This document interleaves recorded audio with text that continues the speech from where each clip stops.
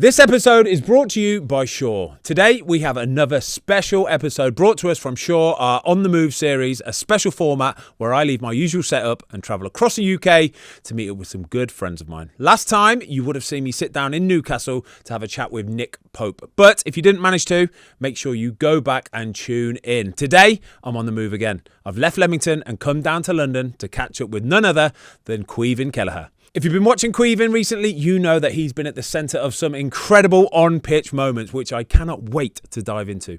Whether on the trip down to London or throughout the day, with Shaw's non-stop protection range, I have 72-hour non-stop sweat and odour protection, so I reckon I've got a good chance of staying fresh, dry and keeping cool no matter what. Shaw, it won't let you down. Shop now at Boots. Welcome to the Fozcast. Once again, we are on the move, this time in London with Brentford and Republic of Ireland No.1. It's Caoimhín Kelleher. How are you, mate? I'm good, man. How are you? Incredible. Thanks for having me on. Welcome to the podcast. We're looking forward to this one, aren't we, Tom? Yeah, big time. It's good timing, isn't it? Really good timing because you've had... I think, actually, you're probably best answering the question because it's you. So you probably know better than anybody else. The best week in football, I was going to say, because, let's say you won the game against Newcastle 3-1. And then a few days later, you beat Portugal 2-0. And then a few days after that, you want to beat Hungary 3-2. Troy Parrott, last minute, limbs everywhere, absolute scenes. Crazy. Is that as good as it gets? Yeah, I think that's the best week I've had so far. Let's start with the 3-2. Let's start with Troy Parrott. Let's start with Ireland going absolute bonkers. Let's go chronologically. All right, go on let's then. do. Let's build up to it. Yeah, Fozzie. okay, cool. Ireland, Portugal. What, you not want to talk about the Newcastle game, no? Hey, we could be here all day. Yeah, let's speak about Ireland. Let's go Ireland, all right? Let's go Ireland. Yeah, Portugal then, all right? Yeah. How did it all go? So it actually started because we needed... Armenia played before us against Hungary at 5 o'clock. And we needed... Well, if there was a draw, we wouldn't need a result against Portugal. Yeah. If Hungary won, we need to get a result against Portugal. Which is a big ask. It's Portugal. Yeah, of course, yeah. So obviously you're hoping for Armenia to do you a favour. They ended up losing 1-0. Brilliant. So we aware before the game in the dressing room, all right, we need a result now. So a draw was actually okay for us. If we drew, we just had to beat Hungary by more than 2 goals, I think. But obviously if we won, we just need to win against Hungary. So yeah, and then Troy Parrott turned up and banged 2 in. What a boy. Yeah, it was crazy. I've never seen the Aviva Stadium atmosphere like that, to be fair. Really? Yeah, it was like... That's the first game for me and probably a lot of the lads in that group where we've had like a big, massive win, you know. Like a moment. Yeah, exactly. Like, obviously, the previous one before that was probably Shane Long against Germany when they won 1-0. Yeah. Right, then let's talk about that Hungary game then. Madness, mate. Absolute madness. In fairness, last week in the internationals, it was a mad week. It was, to be fair, wasn't it? It was an incredible week of football, wasn't it? I think that's one of the best international breaks. I totally agree. Like for excitement and stuff, Yeah. do you know what I mean? I totally I know agree. normally people say it's not. It was unreal. Yeah. But when you've gone 1-1, so Vargas put one past you. Yeah, no, that was the Was second goal, wasn't it? Yeah, so Yeah, it was 1-1. so we went- then he went. They went 2-1 2-1 up, Yeah, right? they went 2-1 up Yeah. about 38 minutes, I think. Yeah, I mean, what a goal! Yeah, it was a strike, wasn't it? Like, what can you do? When that goes in, are you thinking, God, blood, we've got some work to do now? Yeah, I was, to be fair, but we were still quite positive in the dressing room because it was like, if you score 1 goal, then it's like the pressure's on them again. Do you know what I mean? It's not easy when you're playing for a draw. If a draw is good enough, you know, you'd rather want to play for a win, I think, Oh, hell yeah. because it's a bit nervy, isn't it? Yeah, If you're at home as well. yeah, when you know what exactly. you Yeah, need to and do, there's yeah. pressure on them. Yeah. They hadn't qualified for a World Cup since I think 86 or something Yeah. like that. So obviously massive expectation. So we were quite positive still. We just need a goal. But obviously as the time's going on then in the second half, it's like 78, getting to 80 and we're still 2-1. Then you're like, oh, Time's running out. maybe this is too much. And then Troy scored, I think we're in 81 maybe. 79, I Was got it? on Yeah, there, but yeah. So I was like, oh, okay, come on. We've got a chance here. Are you so right? Hold on. Like, explain to, because I know the Irish fans at home are starting to, like, they're imagining, they're hoping, Yeah, they're yeah, wishing, right? yeah. You as a goalie, you're in the pitch, right? Are you feeling this I'm like buzz that. as well? Yeah, calm down, everyone. Just calm down. Come on. I'm feeling the buzz, yeah, and you can see the fans up in the nosebleeds Yeah. going mental, like. Yeah. And you can feel the Hungary players getting a bit nervy. Yeah, Yeah. there's some clearances where they would have taken a time maybe, but now they're just swiping at things and stuff.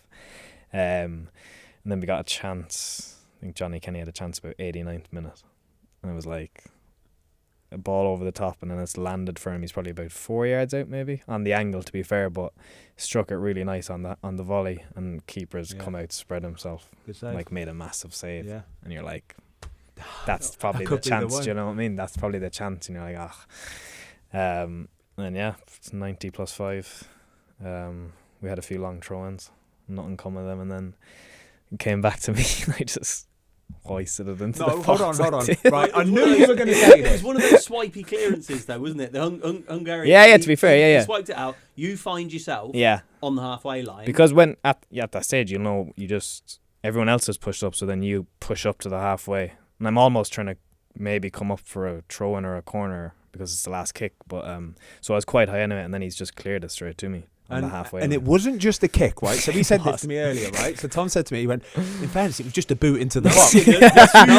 I was saying, was it a lump in the box, or even though it was he had were to even you question picking it. someone out? He even had to question it, Caoimhin, seriously, right? Yeah. He loves rolling me under the bus. So Caoimhin put this, and we're going to put this video on screen now, right? So please try and watch it, Kate. Yeah. So because Caoimhin, he basically retweeted an Ireland fan's video from up in the nosebleeds in the stadium, up in the nosebleeds, of him sort of like gently caressing his ball, right? It's a clip, is a good word. It's a beautiful clip as well, right into that little you couldn't want to put it in a better to be fair, place. it was one between like the goalie's maybe going to come or he's not going to come. But the Ireland players at the same time can get a full run on it. Fair, That's the beauty of it, wasn't it? They could get the full, and you helped it in there, and that angle from just watching it, and then you explain the rest. Go on.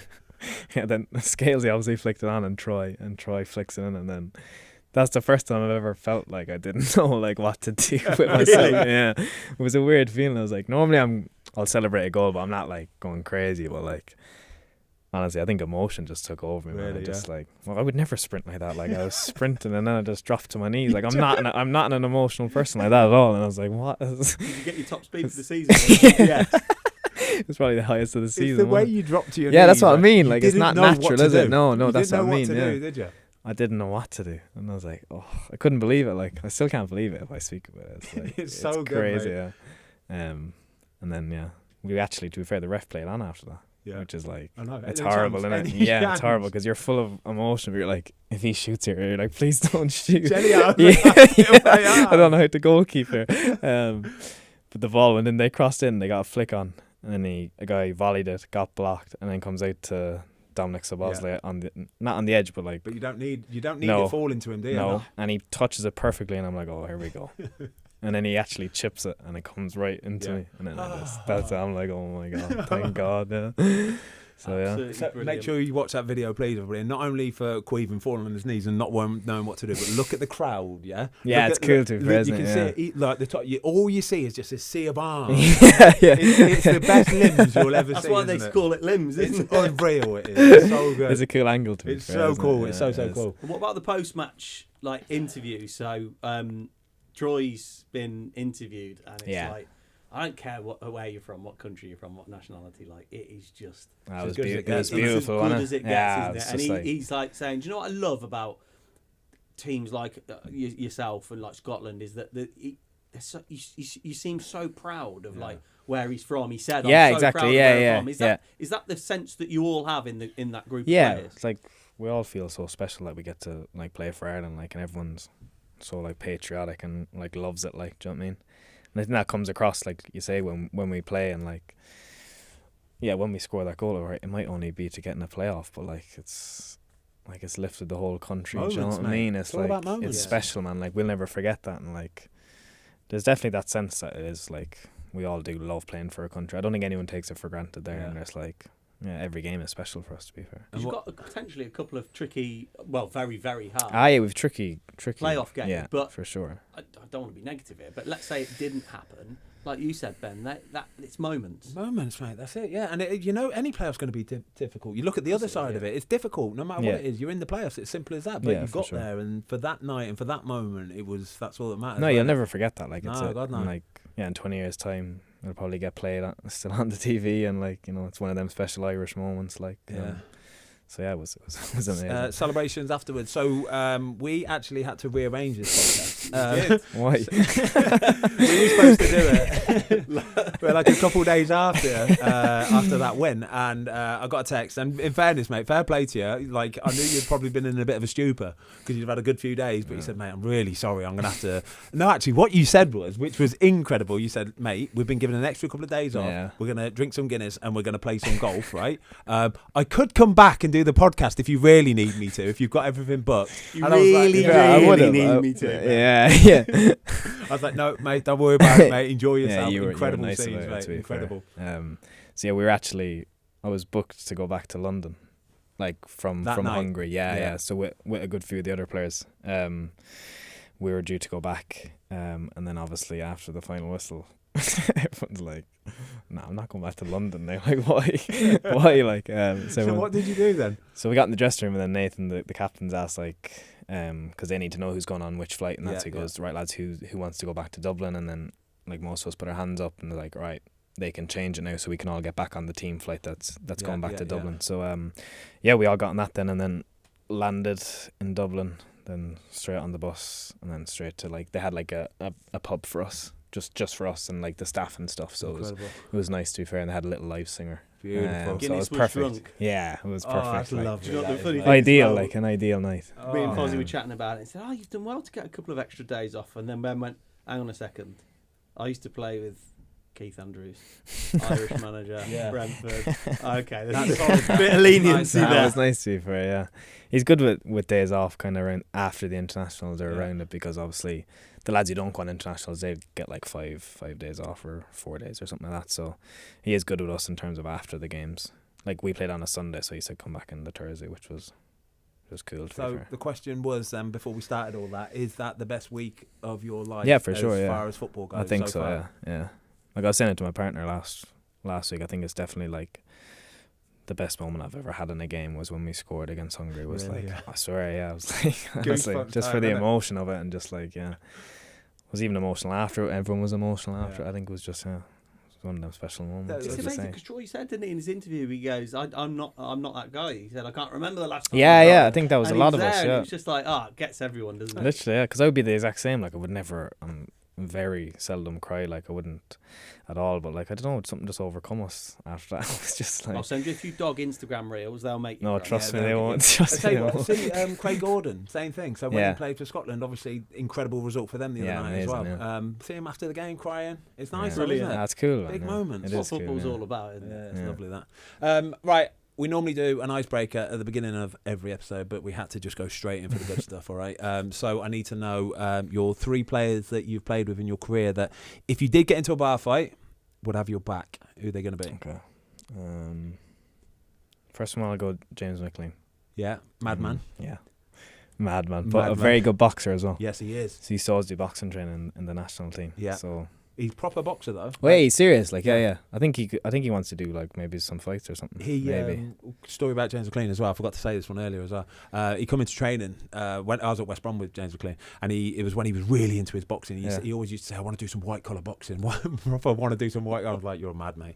Anyway, he come in one day, and he got through training, and then he went to the doc, and he was like, "Oh, my hand kills. I don't know what it is. hand kills." I hadn't said anything about it, right? And we were like, "You ain't done nothing in training." He was like, "Nah, it kills." Went for an x-ray, broke his hand, right? Yeah. No way. He had broke it in boxing training the day before, right? Got through training, made out he had done it in training. Did he? Yeah, classic. Yeah. And then went for an x-ray. I was like, "You're such a weasel, you are, mate." Broke Did hand. he? Yeah. Genie.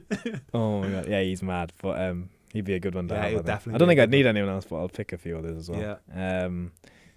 I'll go Andy Robertson from Liverpool. Is he Andy? He's not a scrapper. He'd just be good to have there, I reckon. Yeah. He'd be able to cool him down or something, or he'd say something stupid or funny. He's going to provoke everyone. Do you know what I mean? Andy Robertson's going to go in, kick it off, and then Jimmy Mack's going to say something funny or something. Yeah. He would be able to remember all of it, Andy Robertson. Oh yeah, 100%. He'd be able to tell some unreal stories afterwards as well. Oh yeah, he'd be loving it. Yeah, I'd just like to have him there just for the vibes. You know? I think he'd be funny.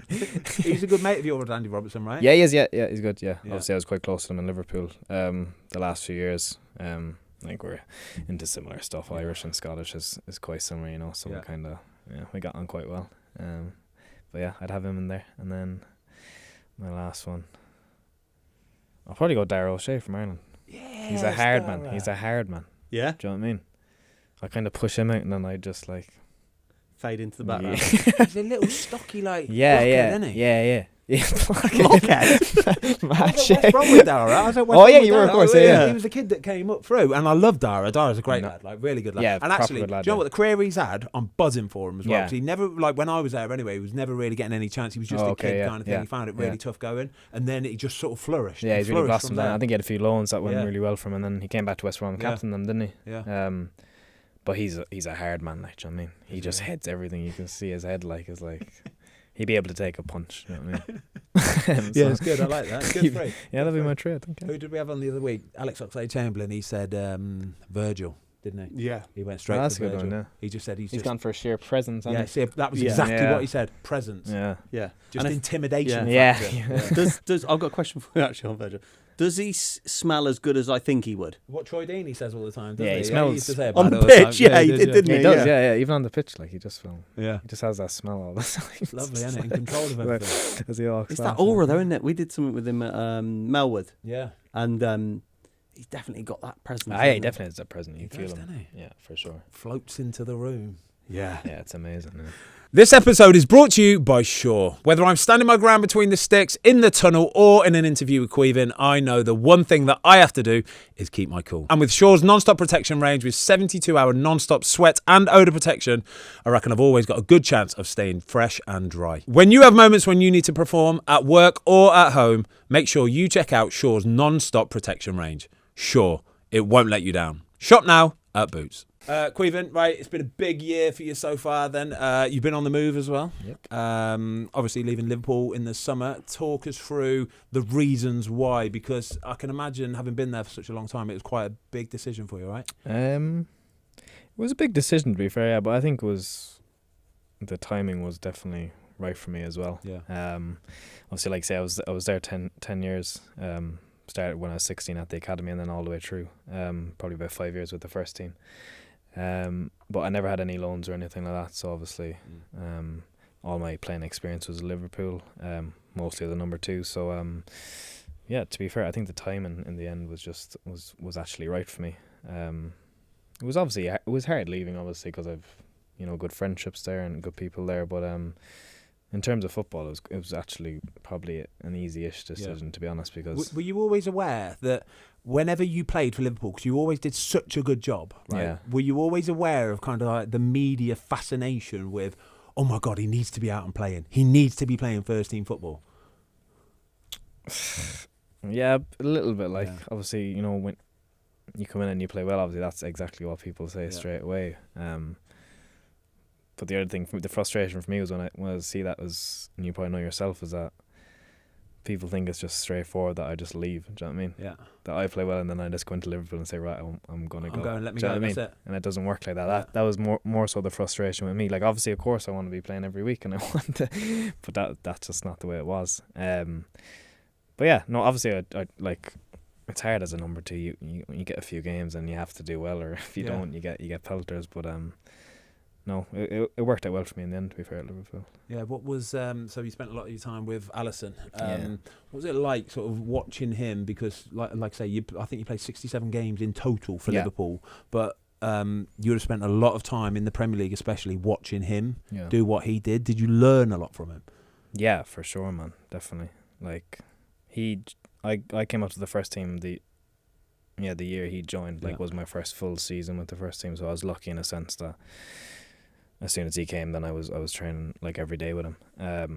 But yeah, he was incredible. Like, I think for me, like, I think he's the best to ever be in the Prem. Yeah. What is it? What is it about him? He's special at everything. Do you know what I mean? You probably know yourself if you're training with a goalkeeper. Like, he's amazing at some things. Yeah. This guy is like, he's amazing at everything. Yeah. So that's when you know the time's right. You go, listen, this guy's like the greatest Premier League history. Right, I personally think, but so I think for me, like, subjective, isn't it? Yeah, of course it is. There's 2 goalies for him. It's him and it's Emi Martinez, right? And the reason why I think that is because they've got more X factors than everybody else, right? There's very few goalkeepers that have an X factor, right? And then it's how many X factors you can get. And Alisson and Emi have just got tons of them. They excel in so many different for sure. areas, don't they? He can make amazing saves. I know. And he can also get a lot of assists as well. Exactly. So it's like... It's just, he can do everything for you. Yeah. The thing is with Alisson, though, you just don't... very rarely do you see the comments like, "Oh, he's chucked one in." You don't see it with Alisson, do you? No. Like Emmy probably has. Is it fair to say a few more mistakes than Alisson? Yeah, agreed. I've never seen Alisson flustered. It's sickening. Yeah, it's amazing. Isn't it? Never flustered. Yeah. Never looks uncomfortable or anything. His body language, his facial, like he's always in control all the time. To be fair, that's something that's like I have seen with myself and learning from him, just watching him. Even like you just see like he's always just tries to stay like calm and like whatever happens. You know what I mean? Maybe even if he's dropped or he's had like that's unbelievable learning for you. Yeah, exactly. This is why I wanted to ask the question, because if you watch Caoimhín play, it's the same. Yeah.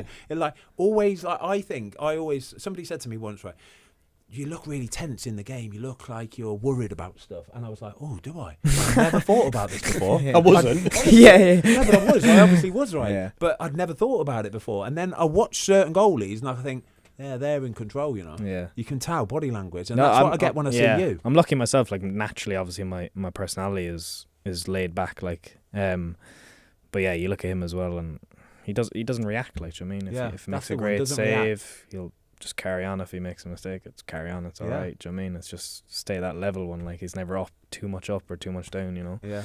Which I think is probably important as a goalie, to be honest. Probably quite important. Yeah. And why Brentford then? So there must have been a few clubs in for you. It just felt like the right fit. Yeah, I think obviously a number of things. They came in quite quickly when the season was done, and were like really like wanting me to join. They really wanted me, and that in itself was kind of a big thing for me, that a club really wants me and wants me to be their number one. And obviously that it's that thing of I'm going there to be the number one, I'm going to play every game, like that's not in doubt, and I don't have to be in competition or something. Maybe I go to another club where there's a goalie there that's a number one already, and it's like come in and let's see how you go. But that was important, I think, for me, that I've never been that number one before, so I think to come in and be the number one straight away was important for my development, definitely. And then other factors, just like obviously Brentford are really good at developing players to push them on to the next level as well, and and their track record of goalkeepers as well that recently has been really good. Obviously David Ray and then Mark Flecken was really good. So I was kind of looking at that stuff as well, and then it just all added up really. We've got more to ask in a minute about Brentford, about their Moneyball style, all this kind of the way they do things, analytics. How have you found this season? So this is your first full season as a number one goalkeeper. Yeah. We're 11 games in so far. Does it feel different? Are you enjoying it more? Do you know what I mean? Because you are the main man now. I love it now. It's like it's amazing to be playing every game. But I think it does definitely. It's like a change of psyche probably for me as well. Because I was used to Liverpool, like I play maybe 10 games or something, and then I know. But I know there's an end to that. Do you know what I mean? Like I know that's gonna at some point when Alisson's back, I'm coming out. So it's nice to have that, like that I'm gonna play every game. But it's also certain things just in training as well, kind of like looking after myself and trying to find out now what I need every week to be ready to perform. So that's kind of taken some getting used to be honest. Is it more enjoyable? Oh yeah, for sure. Like it's like I've had 5 years on the bench, so obviously like I'm loving it. Even my mood, like every day, I'm just still so happy. The thing is, like when you're at Liverpool, you know that, like I say, either Alisson's going to be coming back fit, but you're not there for a long time, so you know you've got to impress. Exactly. So that brings more pressure in itself, doesn't it? Yeah. Whereas now you're in a place where you're like, no, I can settle into this. Yeah, to be fair, that's true actually. Maybe I need that pressure back. No, I don't know, mate. Your performance has been incredible. You look exactly like you look. No, it is obviously, like you say, it's nice to have that like a surety that you're going to be playing every game and there's not going to be an end to it. But just hopefully I can keep it going. Unreal, mate. Unreal. You're so calm. It's lovely, isn't it? It's so calm. What about Brentford as a club then? Because outwardly, like from the outside, you hear Moneyball and signing players based on numbers. Yeah. Is that something you see? like on a day-to-day basis at the football club, or has that kind of just happened behind closed doors? Yeah, I think I would see a little bit of it, to be fair. Like, we do stuff with the goalkeeper coaches and stuff like that, like where they'll show us like or where we're kicking and where we can like our target area to aim for and stuff like that. And percentages like, and stuff like that, and like maybe the height of your ball, like if you're kicking it lower or higher. So then you can, when I'm practicing kicking, then you can get live feedback from the iPad and stuff. Which is quite cool. And like we're using earphones in training, like that will simulate. Explain this. Yeah, so it might be a passing drill mostly. So you put on like big headphones, obviously noise cancelling, and then they'll either play music sometimes or like simulate crowd noise, and then you'll do like a passing drill. I've never seen. Yeah, this, it's mate. quite cool, to be fair. Yeah. So for what's it supposed to do? It's obviously just to simulate like being in that environment, game, or else taking like obviously one of your senses away. So maybe you have to check a bit, you have to scan a bit more and stuff like that. But all stuff like that, I think they're definitely like pushing boundaries in terms of that kind of stuff. Do you know what I mean? And what about like when you're taking free kicks, goal kicks, etc.? So it is like a percentage game of, I know that I've got to kick it at that trajectory into that area in this situation. It's like obviously like it's not like it's like that, but like all that kind of stuff is like, I've never seen that stuff before, which is crazy. Yeah, I'm getting it up there, all right? Yeah. You get it on your head or your chest or your legs, mate. I'm getting it up there. You ran that though, didn't you, Ben? When you were at Pulis, you said kick it exactly in that spot to the centre forward, kick it 70 yards down the pitch. As far as you can, mate. And if I put a ball into an area, right, I'm expecting the striker to be able to deal with it however it comes. Okay, yeah. Done my part, yeah. Now that's it. It is nice to see though, isn't it? Like with your long throw-ins. We were talking about this like off air the other day, weren't we? We were saying like it is kind of coming back round to a degree. Yeah, but you were saying like with Tony Pulis, it's you put the ball in the right area first and foremost. It's a percentage. Yeah, exactly. Game. Yeah, I think we've seen that this year with us. Like we're obviously like that long throw, and you put it in to the area, and you've got bodies everywhere. It's carnage. Yeah, like, do you know what I mean? Second balls, everything. How hard is that to be a goalie on the other side of that? I'm delighted. I'm delighted. I'm looking down on it. So if a throw in comes into you and it comes in flatter, like is that they must be hard ones to do. It's horrible because you can't really come out for it. Do you know what I mean? Yeah. Like it's too flat for you to get through all these bodies and try punch it or something. The loopy ones are okay. The flat one. It's the flat one, and any flick on is like carnage. So when you played Newcastle, so the start of your best week from football heaven, right? So Newcastle is the battle of the giants, basically, all right? Yes, you guys putting the ball in the box, and Newcastle with 5 or 6 6'5", 6'6", right? And that's unreal, isn't it? That's horrible to play against, right? Horrible.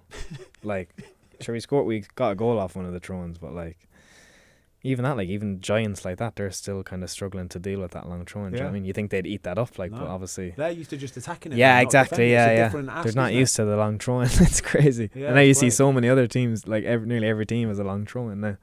So it's definitely it's coming back around. And what do you think? Have you kind of faced many like from kickoff where they've started, volleying it up and straight up high into the... Newcastle do that, isn't it? Yeah, have you been on the end of much Newcastle of that? kick it out, do they? Into the corner? No, they just kick it high up so it lands Is it Bournemouth that do it? I think so. Oh, we did that as well. Do you? Yeah. Just launch it high. Talk to us about why that is a thing then, right? So explain quickly what it is you do and why you do it.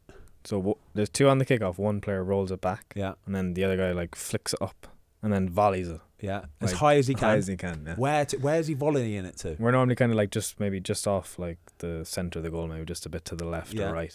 And then it's just carnage, isn't it? And then everybody get up. Yeah, exactly, and compete and then try to get the second ball. Is this because you've always said, right? Is this because it's like start of a game or something? Because you've always said like to goalkeepers, whenever we have goalkeepers on, Fozzie always says, how do you like to start a game? Take a cross, just get a feel for the ball early on, just to settle into the game. Yeah. And is this why? Because if from the kickoff, there's a ball that comes down with snow on it, you're not 22 yards out. You're struggling to get it into the goalie's area and get your players up at the same time. Yeah. So you need it landing on about the D, really. Just in front of the D. Or just before that, You need it for players to challenge for it. But you don't need that in 5 seconds, do you? Oh, God, no. If I was a goalie... No, of course not. You'd rather them just pass it back and then play around for it or whatever. Yeah, exactly. Yeah, that's what I think it is. It's just that like unpredictability and just like. I like the smile on his face. You see, when we're talking about this, he's buzzing off it. So you're enjoying this. It's just like a statement of intent from the start. Yeah, I think that like this is not going to be this like is what you're getting. It's not going to be the game you want or whatever. Do you know what I mean? So when Tom said there about taking a cross early doors, first one to get yourself into the game, what is your perfect start to a football match? Yeah, probably similar to that. Like a cross. I think I don't know if it's a cross. It's probably just like the first action being really positive or whatever. Do you know what I mean? So whether it's a pass back to me or I do a good kick or catch a cross or it's a comfortable save or do you know what I mean? I think that it's just getting that good start is probably the thing. That'll do it. That's all you need, exactly. Yeah. I did an interview with Sonny Lemens the other day actually, and he said for him is coming for a cross. He said not just a cross, so like a real front-footed brave cross. Yeah. You know, ones where if they come early doors, it's like, wow, don't really it's like I'm here. Yeah. Relax, relax. Like, let me touch it a few times. But he said if we get one early doors and it's a front-footed one where I've got to really be brave on it, he said, game set. Yeah. I'm good to go. Yeah. I'm similar. I'm just whatever first positive action I try to nice do. To start with, no matter, it can be anything. Like if it's easy 5-yard pass, I'm just do it well. Do you know what I mean? What a vibe. And then I'm right, Caoimhin, as you know, today's episode is brought to us by Shaw. And as you know, Shaw gives you 72-hour non-stop protection, obviously. So we want to know what your 72 hours looks like over a match day weekend. So we're talking start of Friday to the end of Sunday. The game is on the Saturday. What does it look like? Go. Okay. Oh, well, so I'll do a home game. So we're probably in about 9:45 report time for Friday. So I'll go up about 8:30, little shower and then into training, get some breakfast. Do you always have breakfast at the training ground? Yeah. What would the breakfast be? I'll just get a turkey, cheese and tomato omelette. Turkey, nice, healthiest meal now. Because ham's not there. Ham's not an option. Why not? I don't know. Wow. Good question. Probably because it's not the healthiest option. Yeah, probably. Game's gone. Have that with a bit of toast and some avocado, probably. Yeah.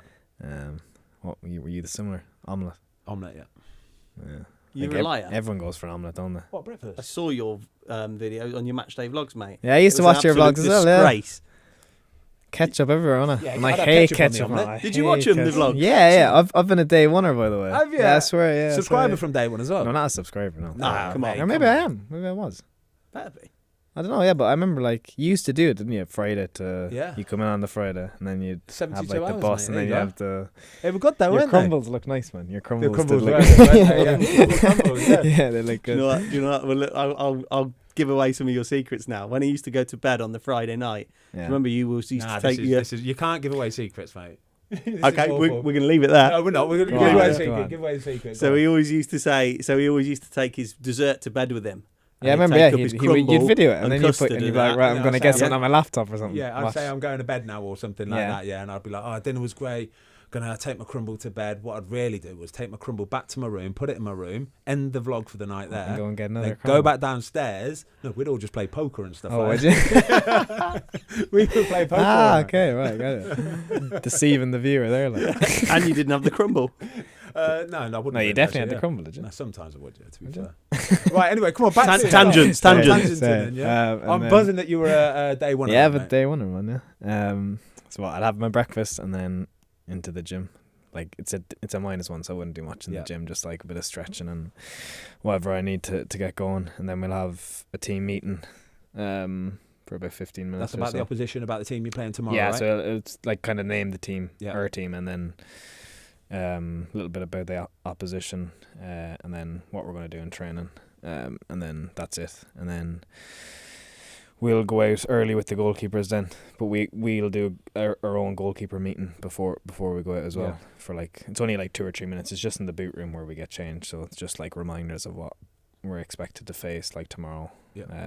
What they're good at and their strengths and stuff, and then that's what our session will be based around, really. What's a warm up at Brentford look like? What are you doing? Are you doing head tennis? Are you doing 2-touch? Yeah, ours is a bit different. I'm obviously used to at Liverpool we just used to do 2-touch. Yeah.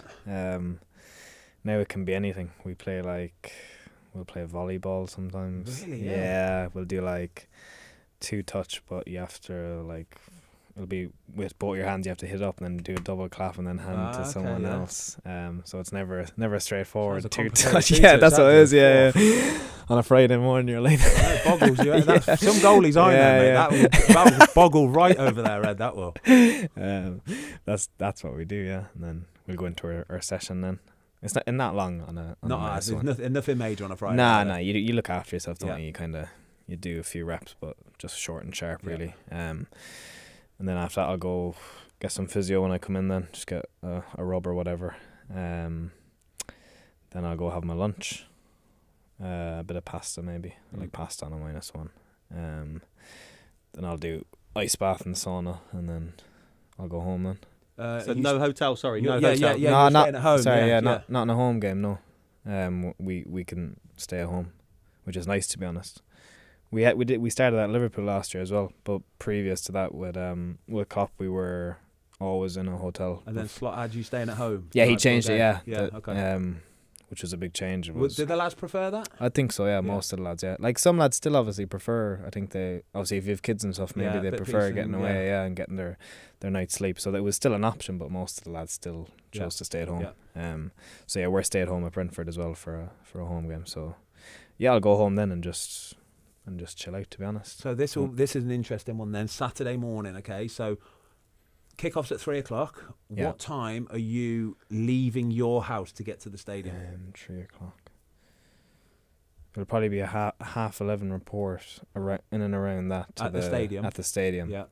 We get to the stadium, and then you leave your car there, park your car, and then you get on the bus, and that takes you to the training ground. Okay, because it's not far away, right? No, it's like 10 minutes. Have you encountered any trouble with London traffic so far? Not too bad. Not yet. I've had a few close ones, but like I'd always be checking it in the morning. How long What's it is, the fine on a match day like for I being don't even late? know. I've not looked. It'll be expensive, and it's obviously doubled on a match day. Yeah, of course. So it'll be hefty enough. Yeah, I'm only about 15 minutes away from the stadium, so I'm not far. But like, yeah, I'm always worried about London, man, because anything can happen. Mate, it's not the money, is it? No, the money's not the problem. I promise you, the money doesn't. It's not the money. It's it's like the shame. Yeah, I would feel bad, like the shame if of walking the bus is waiting for me. I'd be like, oh my god, waiting I for couldn't think of a worse scenario. Like it's horrible. Yeah.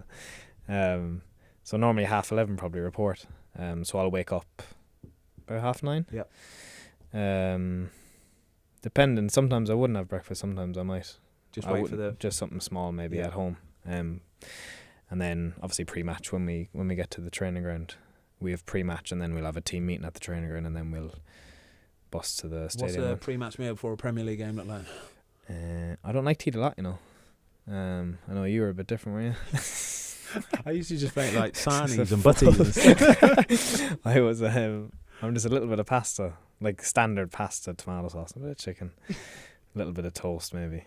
And then I like a dessert, to be fair, maybe like a rice pudding. Yeah. They do nice banana bread at Brentford. Oh yeah. So something like that. I like something sweet, and then double espresso, and that's me. Good to go. Yeah. So you're at the stadium, game kicks off, all good. What happens after the game? Do a bit of gym in the dressing room after. Do you? Yeah, what man. do you mean you do gym after the game? Look at the size of me, man. Of course I do.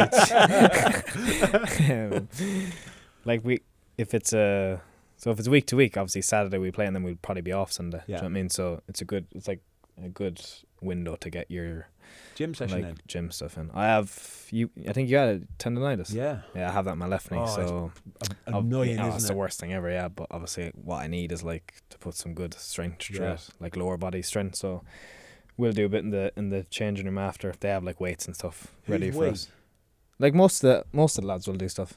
Yeah. Even the outfielders, who've like ran like 12k. Honestly, never seen this before. Yeah. Mate. I think it's quite common maybe now. I don't know. Wow.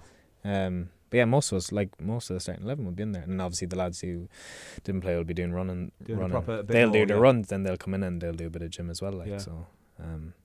It's like you win a game, then it's like gym. No.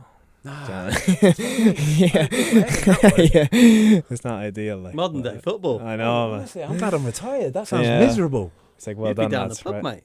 Nah, I'm professional, mate. Come on, mate. That's after the. Well, right. So you get home and it's just chill. Yeah. Depends who's over. If I have family over, maybe or not. I'll go up and see them in the lounge first, and then we'll go home, and then if we're family over, I'll probably have a dinner booked somewhere. Yeah. And then we'll go for dinner. Yeah.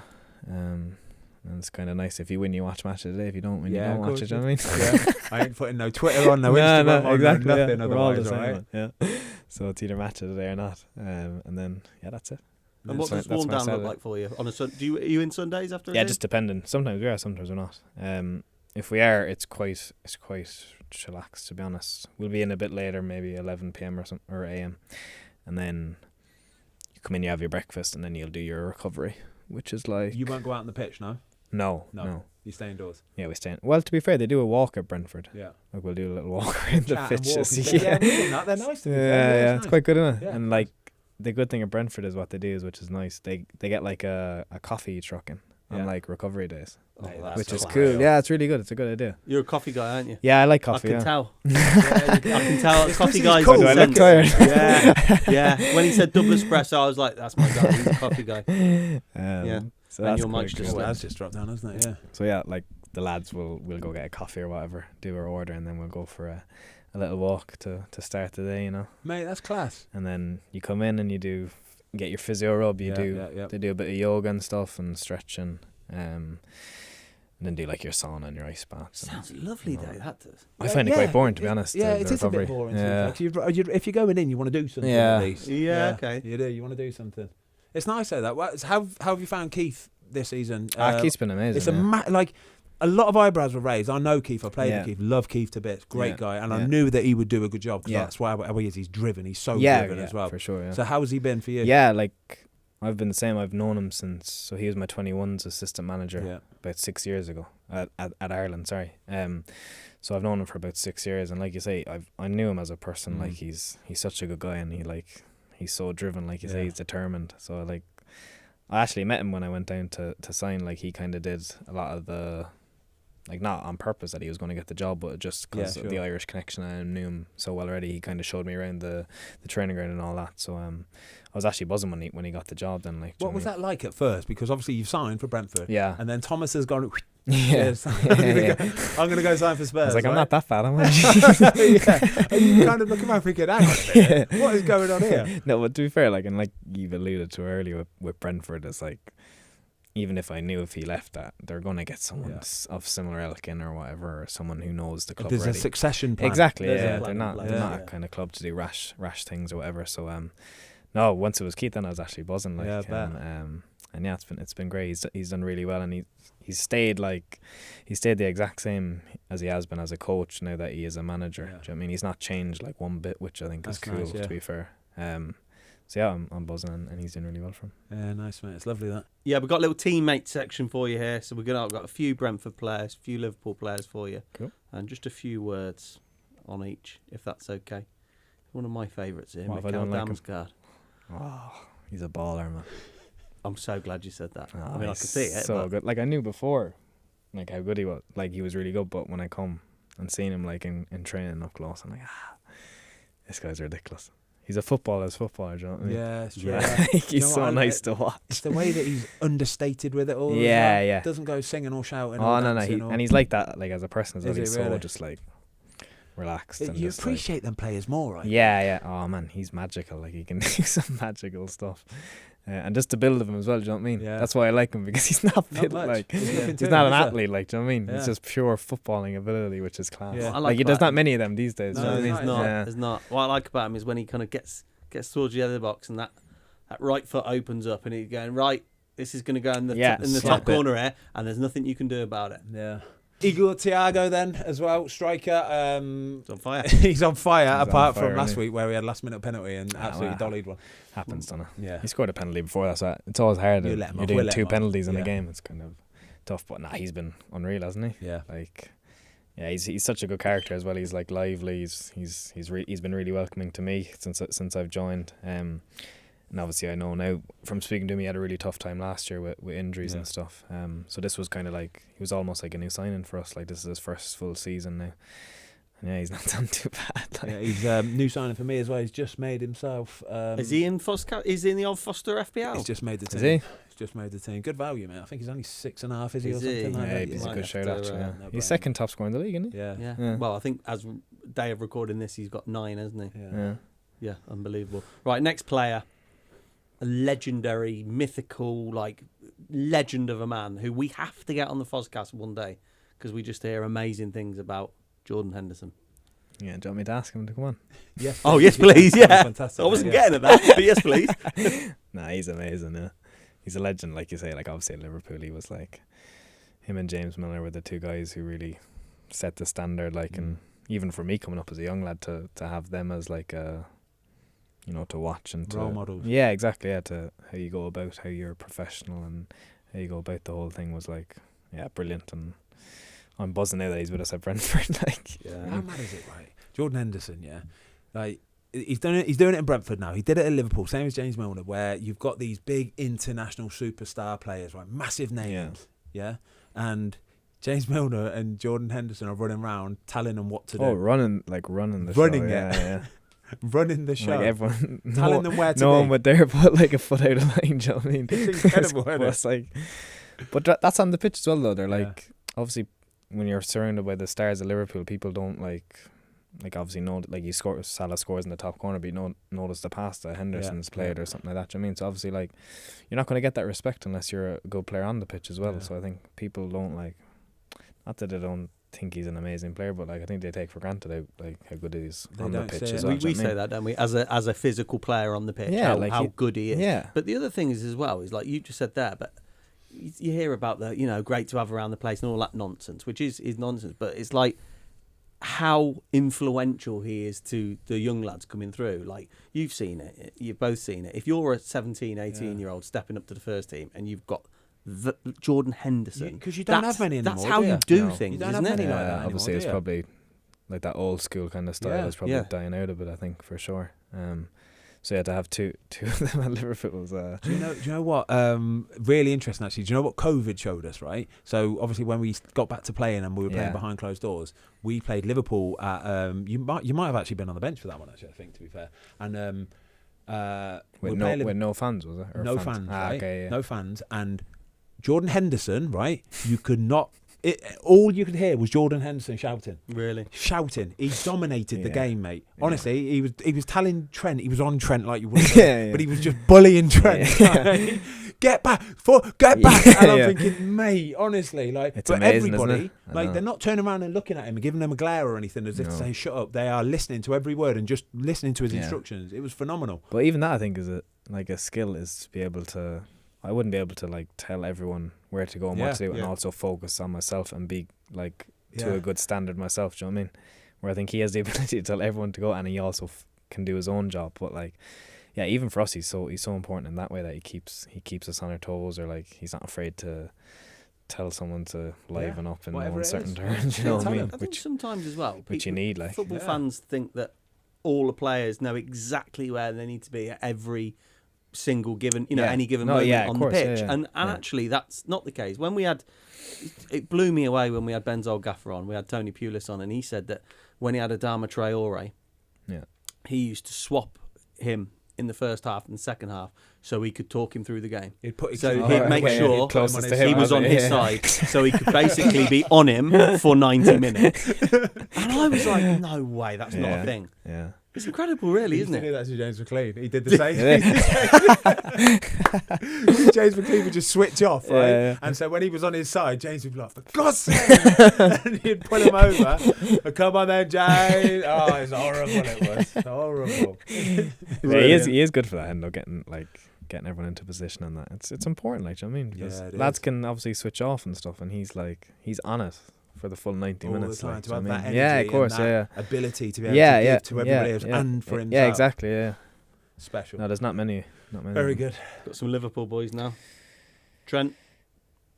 Yeah, insane, like, ability. Do you know what I mean? I was in the under-18s with him, so when I first came over, he was in my youth team, yeah. Was he a standout then? Yeah, like in terms of his technical ability, for sure, like, yeah. And then he went to the first team quite quick after that, to be honest. And then since that, he just went completely to the next level, so quick as well. But I actually played against him, Ireland v England, and that was the first time I was on the receiving end of him, and I was like, oh my God, this lad. Do you know what I mean? His crosses and that, and his passing. So you notice the difference. Yeah. Because obviously training's training. I think it's just like whatever. But when you're playing a match against him, you're like, that's when you notice. You're like, wow. These crosses are filthy. Horrible. You've no time to do anything. Yeah. It comes so quick. Like I can't set. I can't comfort. I'm just like helpless. He used to score like free kicks past me for fun. By the way, it was horrible. It was just get it over the wall. Yeah, perfect. How quick was it? Like the pace of it. Some of he was like. Did Trent almost like evolve that full-back, wing-back position? I think he definitely changed it, didn't he? Yeah. Like he was like a playmaker for us, wasn't he? Yeah. From a full-back position, which I don't think has probably been done before, really. Like the amount of goals, the assists he got. Like I know Robbo's the same as well. The assists our two fullbacks were getting for Liverpool was crazy. Like he was about aggressive. The reason why he got to play men's football and be so good at it, right, was that he was so aggressive, but didn't have any respect for the opposition. Yeah. Or anybody that was in his play. He would come and smash her happily. Yeah. He would get involved. That's the thing with Trent. Like he's from ever since I've known him, he's so competitive. Yeah. Like, do you know what I mean? He hates losing. Like he'll throw a strop if he loses in training. Like he really wants to win, and that's probably what that's good though. Yeah. Yeah. You got to be competitive. I love that. Right, Mohamed Salah. It's bad for my confidence. That's what he was. Hey, that was a bit quiet. You just said he was bad for my confidence. That's what he was. He's in training. Yeah. Nah, but he's obviously unbelievable. Just scoring goals, like yeah. But it's like his finishing's a bit different to like. He's not like a Defoe or something. No. Like a clinical finish lad. He's just like. No, his timing of like when to shoot and where to place it, like is how to place it, how to finish it. Yeah, he could be a bit unorthodox as well. That's what I mean. Yeah, he doesn't care how it goes in. Do you know what I mean? He might hit like a scruffy one into the bottom corner, but it goes. Do you know what I mean? They're the horrible ones that you want. Like, yeah, he's incredible, man. Such a humble guy as well for like how famous and like such a big star that he is. He's so like humble, but he's the hardest working as well. Like every day in the gym, he'll be shredded. You're not getting in the gym before him, really. I'd say. He's in first in the building, and then I don't mind them ones, mate. I don't at all. Them ones. Asked you for your autograph like a couple of years ago. He didn't ask me for more. We're on holiday, and he like came and said hello. Actually. Did he? Yeah. It was really nice. Isn't it? You know what I mean? Yeah, really nice. Like, I don't even know if he knew who I was, to be perfect. But he definitely didn't know you did. I have my kids out, actually. Mo knows me. I know that. Ben Foster, I've scored loads past him. I think he said it was the day one cycling GKer, actually. Yeah, I think he said first subscribe. Can I talk about the goalie coach situation at Liverpool? It's fantastic, by the way, Quickfire. Thank you so much for doing this, mate. The goalie coach situation at Liverpool, right? The rumours were that you've got like 3 goalie coaches for the first team. What can you like help me out here? Yeah, that's true. We did 3 goalkeeper coaches. Yeah. So initially it started with 1 with John Achterberg, and then we got a second one, an assistant called Jack Robinson, and then it was them 2 for a few years, and then Taffarel ended up coming in as well, which was amazing. Great. He come to the training ground to watch a session, and I just thought, because he was with the national team as well, so like they introduced me, I was like, oh, this is Taffarel. I was like, oh, lovely to meet you, but like I thought he was just there to watch Ali, and just to see him. And then the next week he started training with us. I was like, oh, this is mad, so that was cool, to be fair. Like he bought a complete like different kind of style of training that I was used to, like the Brazilian kind of style. It's a different style. Yeah, it was completely different. Yeah, so it was a lot just like you dive tough corner and then you dive that tough corner and then low ball. But do they all do that one where they land on the floor and then spin round on their ass? Yeah, it's phenomenal, isn't it? Then I tried to do it and it takes about 4 hours. It's brutal, isn't it? You don't feel like you're in control of anything, do you? Like Alisson used to do it like so rapid, like so quick. Natural. And Adrian as well. Adrian was amazing, and obviously Spanish. And I'm there, just an Irish guy who comes, and then you use that hand to get up and you go over. Do you know what I mean? They got this lovely flair about it. Yeah. But yeah, that was but we had 3 goalie coaches. So how does it work? Like, who's the main goalie coach? It wasn't really like. Is it a bit of everything? Yeah, it wasn't really like even manager and assistant coach. It was more just like the 3 guys. Like, it was great for us because I didn't have to do any serving. Oh, beautiful! Which was nice. Yeah. And obviously the goalie coach serving is a lot better than. I don't know about you, but when I tried to serve, my volleys are all right. We need to speak about this because you said this recently. We were out somewhere and you said a goalie coach can kick a ball better for a goalie than Kevin De Bruyne could. Yes, 100%. Explain. A goalie coach's half volley or a volley will go in the same slot. Yeah, exactly. Every single time without fail, right? It's always just bang, bang, bang. like a machine. Yeah. It's incredible, isn't it? And the top players in the You world. actually take it for granted, don't you? Oh, 100%. How good the quality is. Like. Yeah. You'll go away with Ireland or something, and the goalie coach might not be as good. I'm not saying he is already good, but he might not quite have the quality of like your goalie coach back at the club. And you're like, what's this? Best server you've ever had. Did you have Dean Kiley? Yeah, Dino. Oh, Dino. Let's do Dino. He's a good left foot. He's a good guy. That's a great shout, you know. Lovely left foot, man. He could lever He'll be buzzing with us. It was though. It was absolute postage stamp every single perfect. time. Nice he left foot. Took pride in it as well. Yeah, he banging it. Loved the little half volley. Yes, he did. Yeah. Oh, was he a lefty? Yeah, lefty. So it looks nicer, doesn't it? I think a left foot. It does, doesn't it? Yeah. Just looks better. Anyone else? I think it does. I agree with you. Yeah. Anyone else? Neil Cutler could and half munter ball.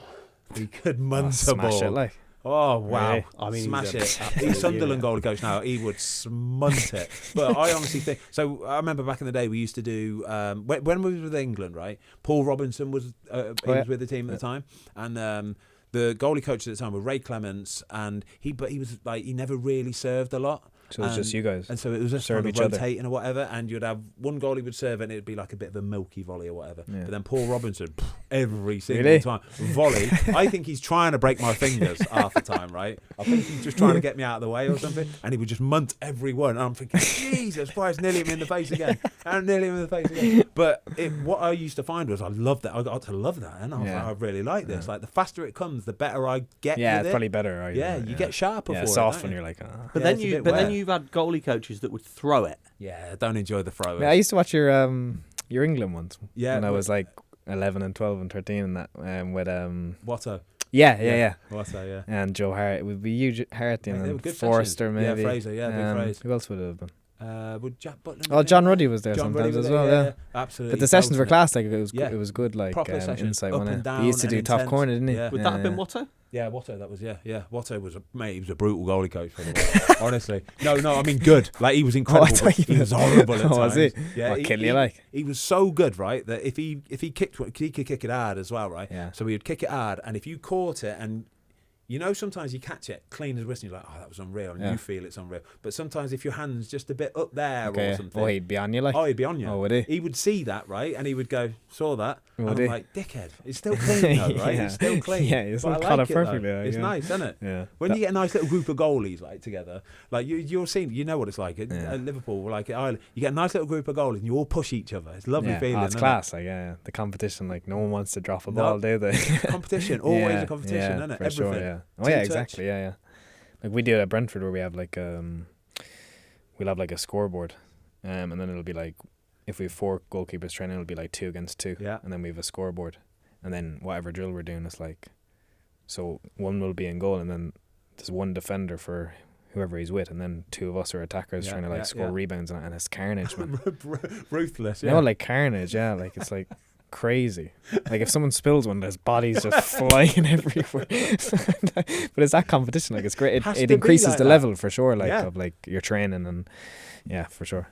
You need it. When you got young lads as well, like the young lads need to see this. They do. Like you need to see. Yeah, that to be fair, they do. Yeah. Because coming up through academies now, it's completely different training. Everything's really nice and everything's clean. Yeah, and I was probably a product of that, to be honest. But you need that real kind of like ruthlessness, like somebody's going to it needs to matter, doesn't it? Do you know what I mean? Like if you lose, it's like it needs to matter, doesn't it?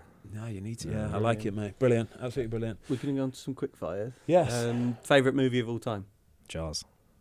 What on earth? Spielberg. Yeah.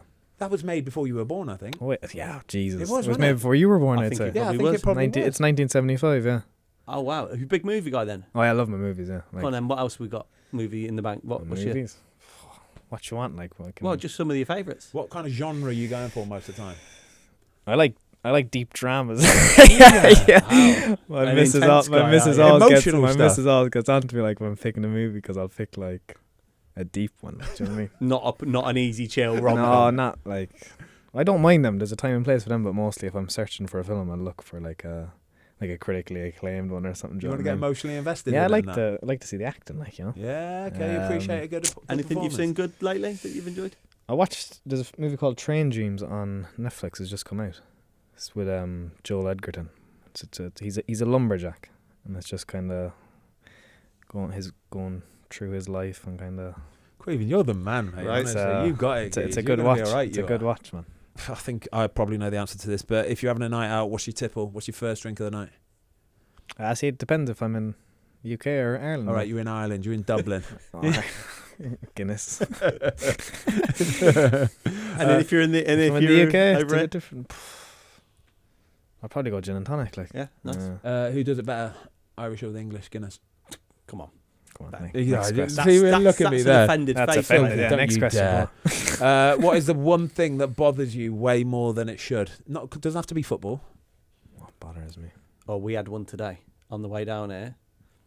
We were getting on the train, 3 of us getting on the train. Oh, yeah. And we were just about to get on the train, and there's this lady walks straight in front of us, and we were like, okay, fine.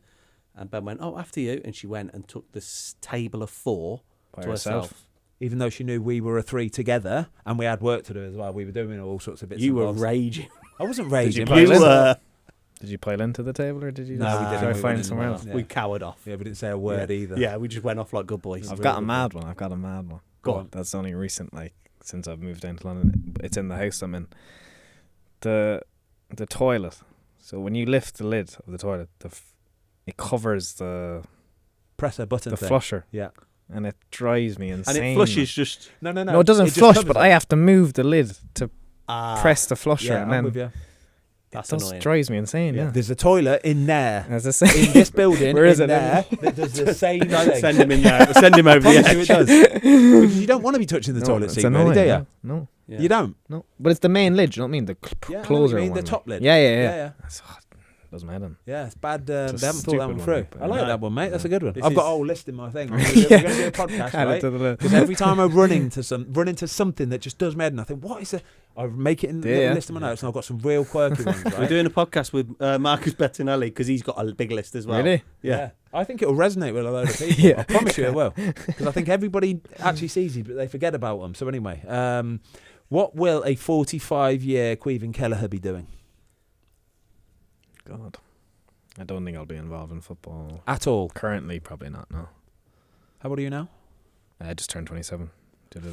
18 years away. Yeah. Hopefully on the, like, doing something in films or something. Ah, really? Yeah. Yeah. Hopefully, but like that. It's a pipe dream, I think. No, or why is that a darts. pipe dream? Darts, man. Huh? The Darts. Darts. I thought you said the arts. Yeah. The arts, mate. Ben! He said movies. Yeah, he to said be fair, films. did a Darts. yeah, darts. Right, what's one thing about you that fans will not know? Well, speak fluent Irish. You give us a bit now. Put I'm Caoimhín Kelleher. Welcome to the Fozcast.